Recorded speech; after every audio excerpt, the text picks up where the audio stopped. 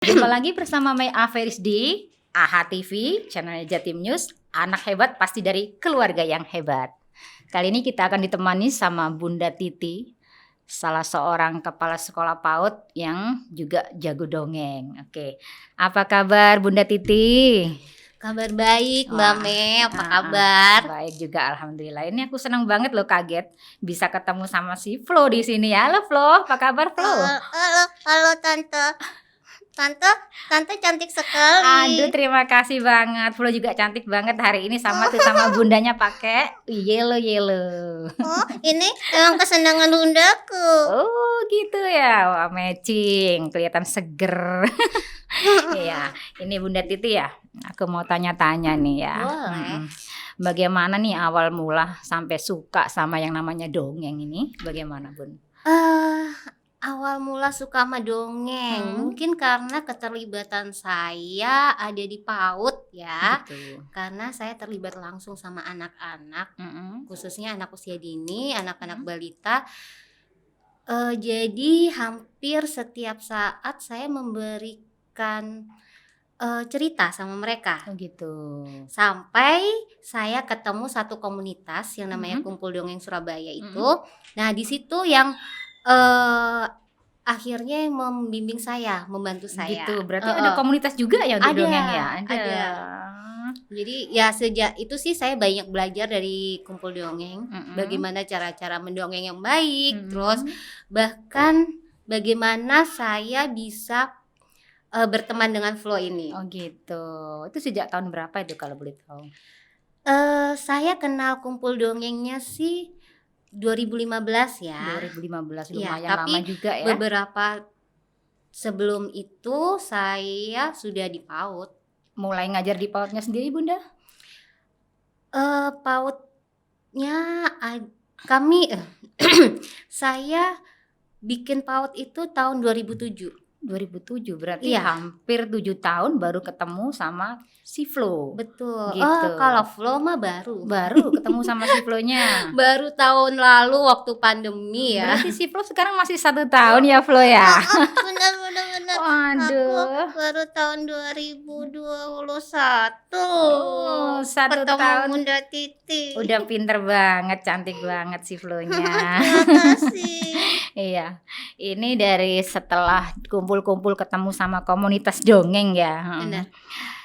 Sejak kapan ini mulai penerapan untuk mengajar ke anak-anak PAUD untuk jadi pendongeng ini, Bunda?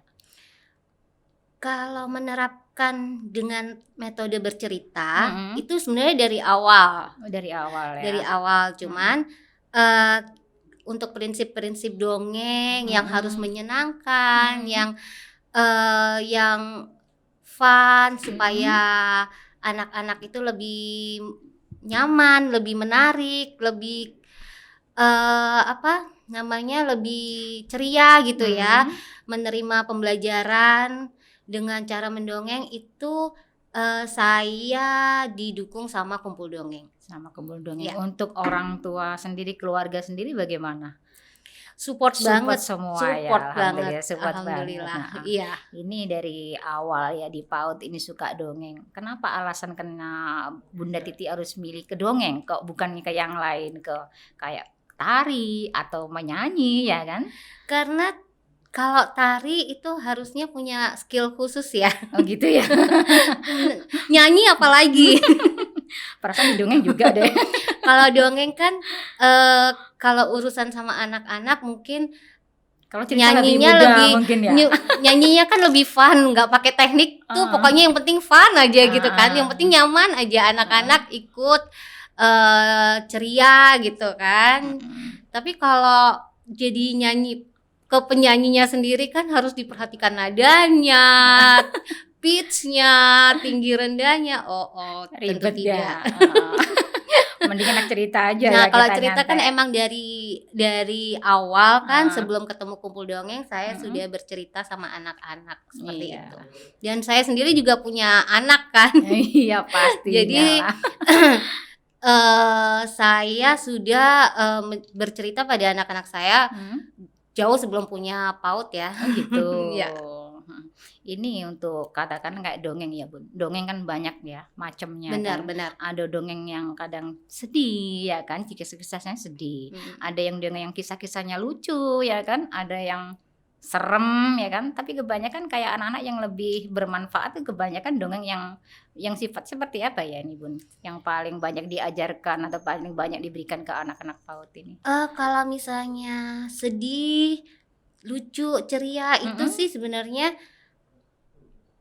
campuran ya. Karena dengan dongeng itu kita bisa mengenalkan ekspresi. Oh gitu, iya. Anak-anak perlu juga mengenal ekspresi sedih, ekspresi gembira, ceria, itu mereka juga perlu gitu. Ini tapi paling banyak digemarin biasanya yang lucu-lucu biasanya ya, Yang paling banyak. Kalau untuk anak-anak itu yang ceria ya. Oh, yang ceria malah ya. Iya kan, lucu karena lucu bisa ceria gitu ya. Tapi biasanya kan kadang ada tuh anak yang kadang cenderung pendiam. Biasanya di PAUD kan ada ya macam-macam lah tipe anak ya. Bener. Ada yang aktif, yang sukanya lompat-lompat ke sana ke sini ya kan. Itu bila katakanlah ke waktu menyampaikan dongeng, apa pernah ada anak yang kadang nggak mau dengar atau kadang dia cuek seperti itu, ada juga ya? Ada ya. Nah itu tergantung kreativitas kita ya. Dituntut lagi. Benar. Itu juga by time kita akan mengenal itu. Terus kalau misalnya kita menghadapi itu ya gimana caranya kita berusaha menarik perhatian mereka seperti itu. Terkadang emang ada yang sok gengsi gitu kan. Tapi yang penting mereka dengar apa yang kita ceritakan seperti gitu. itu. Ini Bunda, katakanlah ya kemarin 1 tahun ini kan sama si Flo ya. Ini saya boleh tanya tuh sama si Flo ya. Oh iya. Malu aku Bunda. Flo, Flo itu Tante. paling suka dengar dongeng apa Flo, coba Flo? Aku suka dengar dongeng Lala. Lala Po? Bukan. Lala siapa ya? Lala itu Lala si burung kecil yang tinggalnya di atas pohon tinggi sekali. Emang si Flo pernah ketemu tuh sama burungnya? Pernah, tapi nggak jelas soalnya dia tinggalnya di pohon yang tinggi sekali. Flo-nya bisa suka sama si Lala? Soalnya Bunda sering cerita itu. Oh, Bundanya yang suka cerita, kirain si Lalanya yang suka ketemuin sama si Flo. Iya Bun, itu salah satu cerita favorit saya sih gitu. Untuk disampaikan ke anak-anak. Oke. Mungkin di sini kan mumpung nih si Lalanya mungkin pengen diceritain juga ya. Mungkin si Flo-nya yang mau cerita atau Bundanya nih yang mau cerita tentang si Lala? Aku nggak iso. Ya Bunda. Ya coba, yuk kita nggak sama-sama. apa-apa lah. Ya si Flo sama Bunda cerita sih sama si Lala. Kan Tante juga pengen dengar gimana sih si Lala. Aku malu. Soalnya aku nggak pintar ya. Ya kan nanti kan pinter kalau sama Bundanya. Tapi kalau salah nggak apa ya, jangan dimarahin ya. Di sini nggak ada yang marah kok. Di sini hebat loh si Flo. Jangan disetrap ya. Enggak lah, pasti nanti aku kasih permen deh. Asik. Ya, aku mau. Oke, ayo silakan cerita ya. Aku atau Bunda yang dulu? Terserah. Bunda dulu ya. Suatu pagi di hutan bahagia ada seekor burung kecil yang tinggal sama ibunya.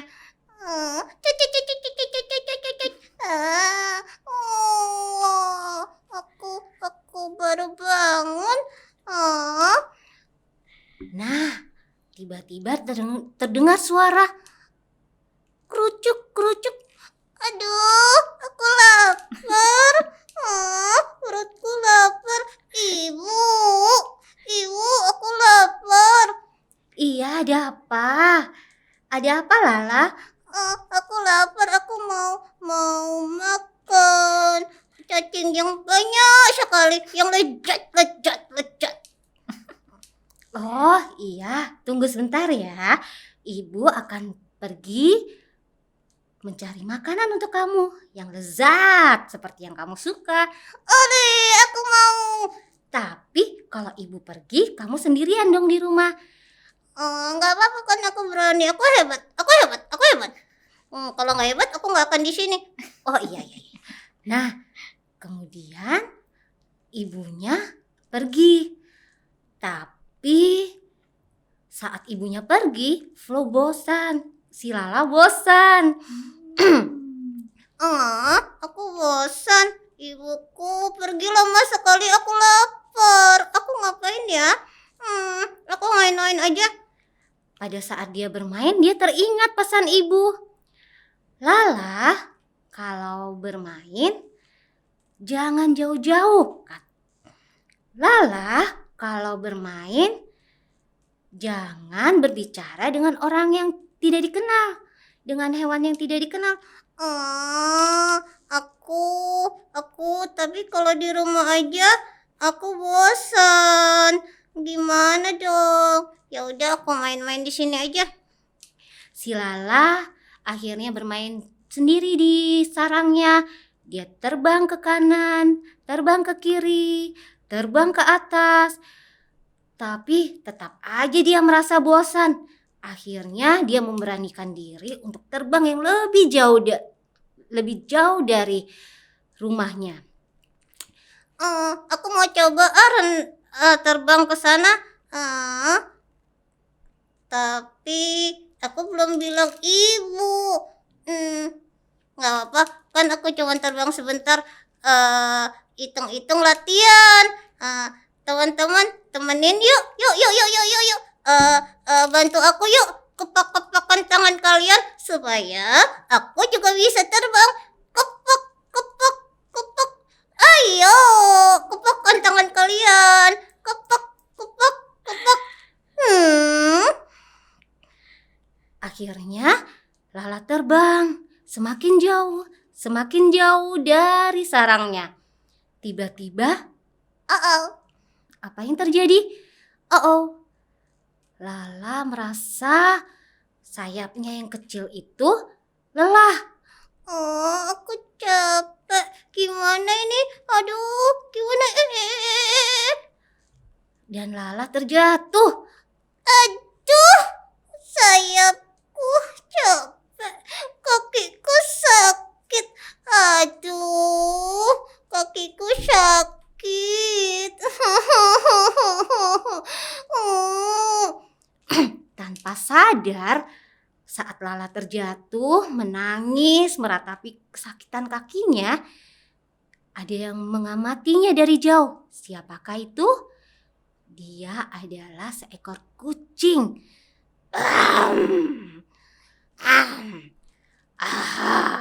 Ada seekor burung kecil di sana. Kayaknya lezat sekali untuk dijadikan makan siangku.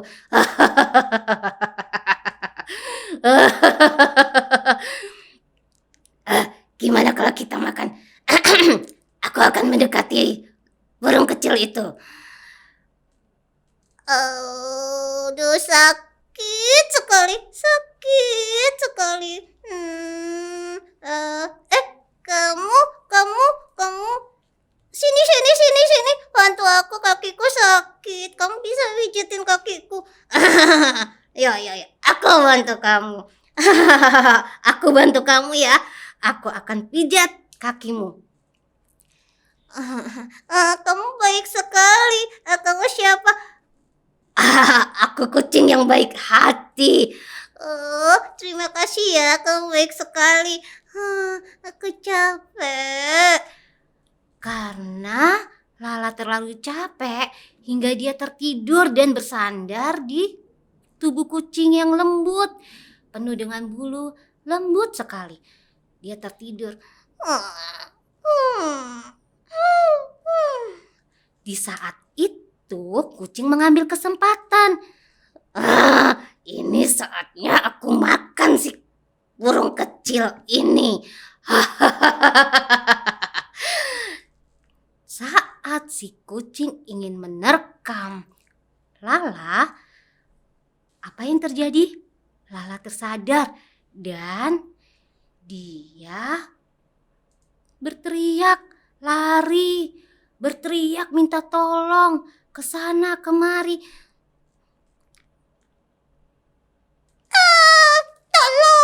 Tolong, ada kucing jahat. Tolong, ada kucing jahat. Ibu, tolong aku ibu, tolong.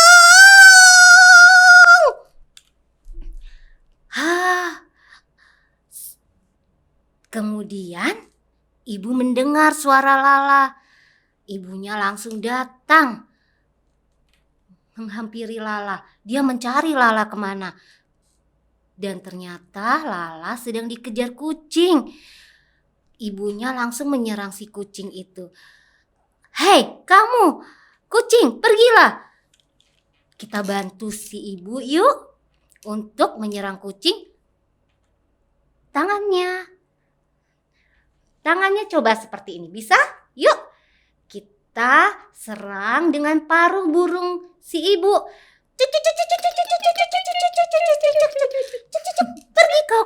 Pergi kau kucing. Tolong.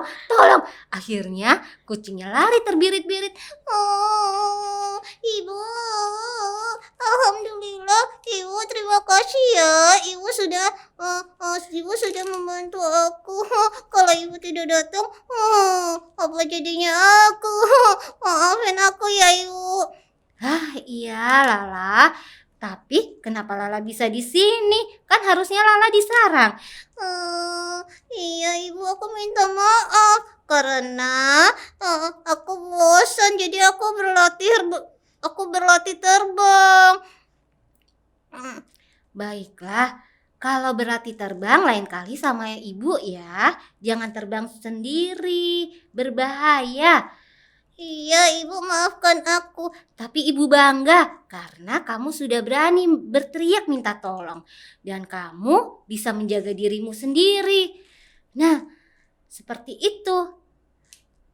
Nah teman-teman, akhirnya Lala pulang ke sarangnya bersama ibu.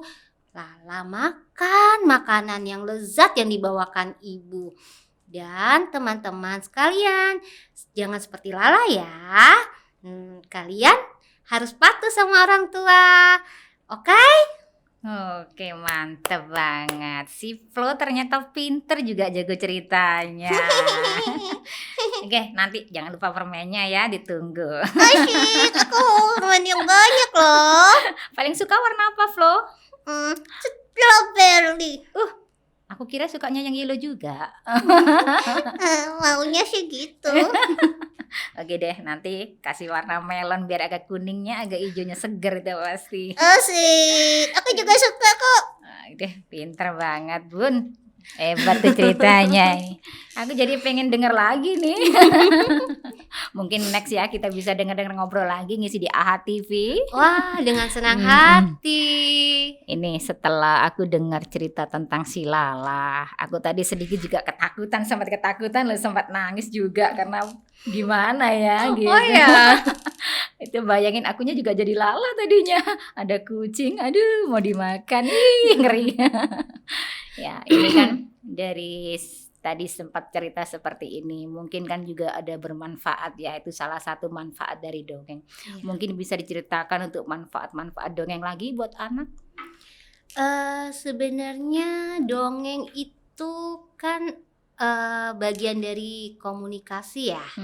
Bagian dari komunikasi kita ke anak gitu ya. Jadi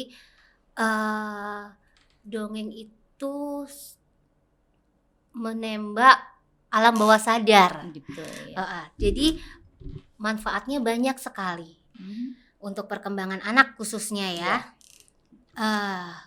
Selain untuk menggali daya imajinasinya, dongeng juga melatih daya nalar.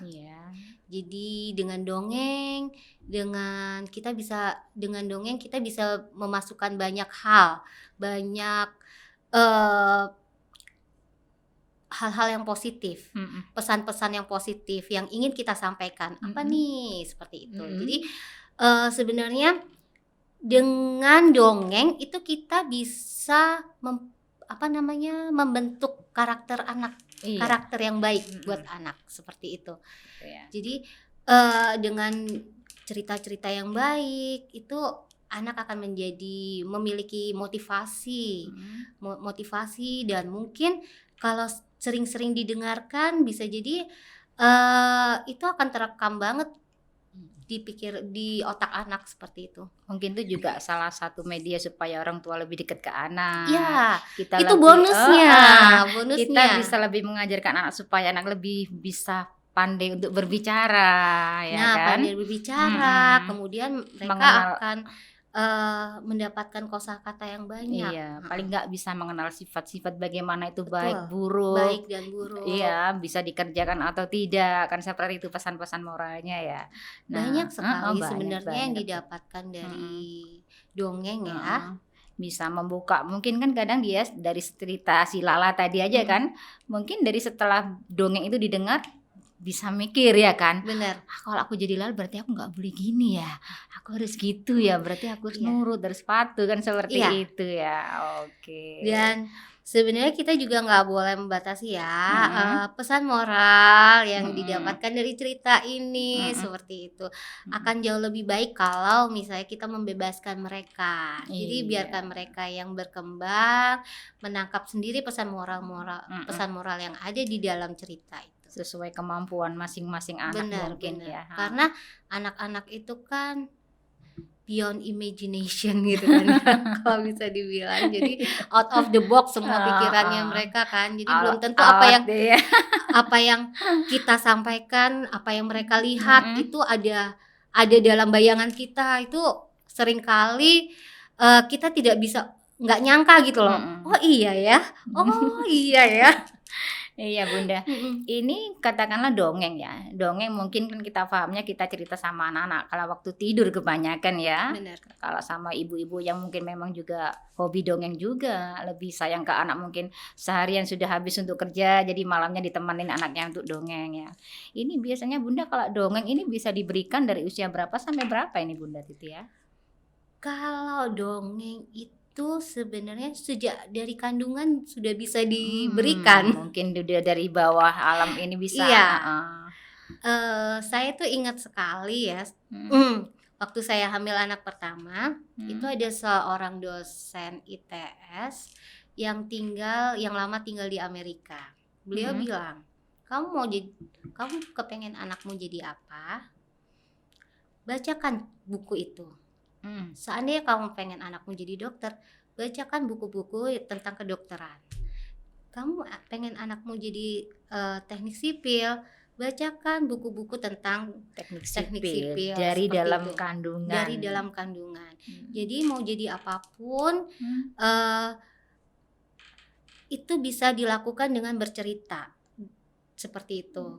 Nah, perkenalan sejak dini lah. Ya, itu waktu saya belum kenal dongeng. Belum kenal sih. Iya, nah sekarang sudah kenal dongeng. Oh iya ya, jadi kita bisa menanamkan apapun pada anak sejak dalam kandungan seperti itu. Iya, ini Flow-nya suka dongeng biasanya selain Lala, suka dongeng apa lagi Flow, coba Flow? Aku suka cerita ayam. Ayam? Suka cerita ayam apa suka makan ayamnya Flo? Kok tahu ya? Iyalah, kamu suka fried chicken kan? Iya, kalau aku bilang suka nanti dikasih nggak ya? Nanti kita makan sendiri. Nggak apa-apa, ntar juga dikasih. Kita makan bareng-bareng ntar ya di McD ya. Mau. Oke deh, cerita tentang ayam ya. Ini Bunda, katakanlah untuk selama ini mengajar, selain di PAUD, apa juga pernah mengajar dongeng di TK, di SD, atau mungkin bahkan SMP atau SMA Bunda? Alhamdulillah ya, karena saya bergabung dengan Kumpul Dongeng. Jadi Kumpul Dongeng itu memberikan saya, mewadahi saya, memfasilitasi saya untuk berkembang. Jadi di situ Kumpul Dongeng juga memberikan mereka bergandengan tangan dengan dinas-dinas perpustakaan yang ada di Surabaya dan Jawa Timur. Seperti itu ya. Nah, jadi kita sempat kolaborasi untuk memberikan kelas dongeng. Jadi Gitu. saya juga pernah terlibat untuk mengajar dongeng di situ. Sampai kelas berapa paling atas, Bun? SD, SMP pernah? SMP ada. SMP SMP juga ada. masih ada ya? Masih ada. Cuman waktu itu tidak banyak. Tapi sekarang sudah mulai banyak ya. Gitu. Sekarang sudah mulai menjamur, alhamdulillah. Untuk kumpul dongeng itu sendiri, Bun, ini di Surabaya kan ya? Surabaya. Di Surabaya itu di mana tempatnya, Bun? Kalau kita ingin ke sana, biasanya di mana? Gini, kalau kumpul dongeng itu tidak ada base camp ya. Oh, enggak ada base camp. Di mana-mana kita bisa berkumpul Sayang dan sekali. mendongeng. Ya, tapi biasanya kan ada kan perkumpulan satu komunitas ada base campnya, ada tempatnya, mungkin Iya. ketuanya. Nah, itu dia istimewanya kumpul dongeng, kita tidak perlu base camp untuk berkumpul dan mendongeng. Jadi dimanapun kita bisa berkumpul. Tapi ada ya mungkin untuk kontak personnya kalau kalau pengen kontak datang. person ada. Ada ya, Kalau seperti itu. sekretariat ada. Ada gitu. Di mana kalau sekretariatnya, Bun? Boleh tahu di Surabaya? Kalau kontak personnya kumpul dongeng itu adalah Bunda Titi. Oh, alhamdulillah. Seperti itu. Bunda Sementara Titi. ini Sekretariatnya jadi di rumah Bunda Titi atau di mana? sekretariatnya kalau surat menyurat di Bendul Merisi. Di Bendul Merisi, Iya. dekat sini kan Iya. berarti. Bendul Merisi berapa itu, Bun? Bendul Merisi, saya untuk detailnya saya Kurang lupa ya. paham. Kan Cuma deket sini, belakang sini Iya, kok. deket sini aja kan. Kalau Bendul Merisi, oke deh, kita bisa mampir deh kalau gitu belajar dagang-dagang Iya. juga. Kenapa harus mampir? Kita undang aja orang-orang kumpul dongengnya ke sini, para aktivis kumpul dongeng ke sini. Siap. Kapan ini, Flo? Kawan-kawannya jadi ke Pasti sini lagi, Flo. teman-teman kumpul dongeng senang dan siap kapanpun. Gitu ya. Iya. Oke. Ya mungkin ini Bunda bisa disampaikan ke para orang tua ya kan yang punya anak baik itu masih dini atau yang sudah agak katakanlah balita di atas balita ya, yang sudah kadang bisa mandiri lah, nggak perlu diantar atau apa, tapi paling nggak kan untuk kebutuhan seperti dongeng ini kan juga bagus juga, manfaatnya juga banyak. Mungkin bisa disampaikan bagaimana supaya anak itu lebih lebih mengenal lagi lah tentang dongeng, yang juga bisa menangkap untuk manfaatnya dongeng itu bisa dipakai untuk anak-anak seperti itu. Baiklah. Halo semua para ayah dan bunda. Kepingin kan anaknya menjadi anak yang cerdas, tidak hanya cerdas secara intelektual tapi emosional dan sosial. Nah, ada satu cara ajaib, yaitu dengan dongeng, baik dengan dongeng maupun read aloud. Berikan tiap hari, insya Allah mereka akan menjadi anak-anak yang cerdas, tidak hanya secara intelektual tetapi juga secara emosional dan sosialnya. Oke, terima kasih Bunda Titi atas waktunya, kisah yang panjang lebar terutama tentang Lala ya kan, juga mungkin suatu saat aku juga mau dengar tuh tentang ayam-ayam yang tadi. Boleh. Yang Flo bilang. Oke Flo, mungkin mau disampaikan kita sebelum kita berpisah, kita di sini ada di channel di Jatim News di AHA TV, anak hebat berasal dari keluarga yang hebat. Aku mau Flo tuh yang nyapa biar nanti kita ketemu lagi. Halo teman-teman semua, anak hebat dari keluarga yang hebat. Oke, mantap. Sampai jumpa lagi bersama My Affair di channel Jatim News Surabaya. Sampai jumpa tonton. Dadah Flo, jumpa lagi Flo. Dadah.